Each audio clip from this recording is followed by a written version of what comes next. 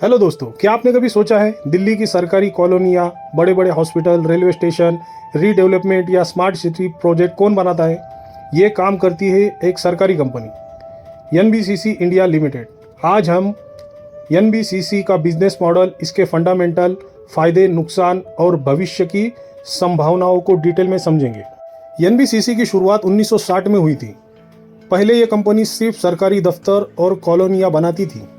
2011 में इसे नवरत्न स्टेटस मिला, मतलब सरकार की टॉप कंपनियों में से एक। आज एनबीसीसी सिर्फ कंस्ट्रक्शन तक सीमित नहीं, बल्कि real estate development, engineering, consultancy और प्रोजेक्ट मैनेजमेंट में भी काम करती है। एनबीसीसी का बिजनेस 3 हिस्सों में बटा है। पहला है प्रोजेक्ट मैनेजमेंट कंसल्टेंसी यानी पीएमसी। सबसे बड़ा राजस्व यहीं से आता है। एनबीसीसी को प्रोजेक्ट कॉस्ट का एक निश्चित प्रतिशत, आमतौर पर 6 से 10% मिलता है। इसमें कोई रिस्क नहीं, क्योंकि पैसा गारंटी से आता है। दूसरा है रियल एस्टेट डेवलपमेंट। एनबीसीसी ज़मीन खरीदकर या सरकारी ज़मीन पर रीडेवलपमेंट करके प्रोजेक्ट बनाती है, जैसे दिल्ली की सरोजनी नगर, नेताजी नगर कॉलोनी का रीडेवलपमेंट। और तीसरा है ईपीसी। इसमें एनबीसीसी डायरेक्ट कंस्ट्रक्शन का काम करती है, जैसे हॉस्पिटल्स, रोड्स, स्पोर्ट्स स्टेडियम आदि। दिल्ली में 25,000 से ज़्यादा सरकारी फ्लैट का रीडेवलपमेंट, एम्स के कई हॉस्पिटल ब्लॉक्स, आईआईटी और आईआईएम जैसे बड़े शिक्षण संस्थाओं की इमारतें, रेलवे स्टेशन का आधुनिकीकरण जैसे चंडीगढ़, गोवा आदि। विदेशों में भी काम। एनबीसीसी ने मालदीव, मॉरिशस, लीबिया, नेपाल जैसे देशों में प्रोजेक्ट पूरे किए हैं।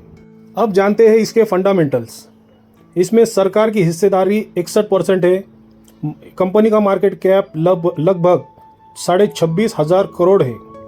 एनबीसीसी के ऊपर कर्ज नहीं है। कंपनी के पास कैश रिजर्व अच्छा है। हर साल शेयर होल्डर को डिविडेंड देती है। अभी 50,000 करोड़ से ज़्यादा के प्रोजेक्ट पाइपलाइन में हैं, यानी ऑर्डर बुक मजबूत है। अब जानते हैं इसके फायदे। सरकारी कंपनी है, काम और पेमेंट का भरोसा है। सरकार का फोकस हाउसिंग, स्मार्ट सिटीज़ और इंफ्रा पर है। डेट फ्री है, रिस्क कम है।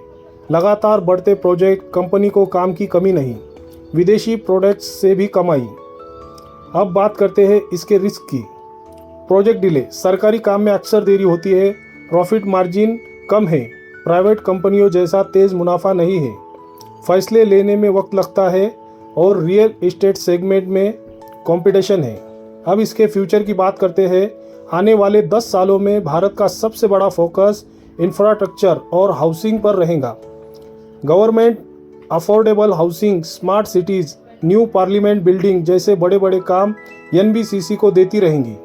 रेलवे रीडेवलपमेंट से कंपनी को बड़ी कमाई होगी।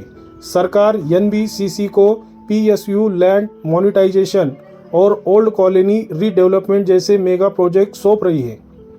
लॉन्ग टर्म में एनबीसीसी स्टेबल कंपनी बन सकती है, मतलब धीरे धीरे लगातार रिटर्न देने वाली कंपनी।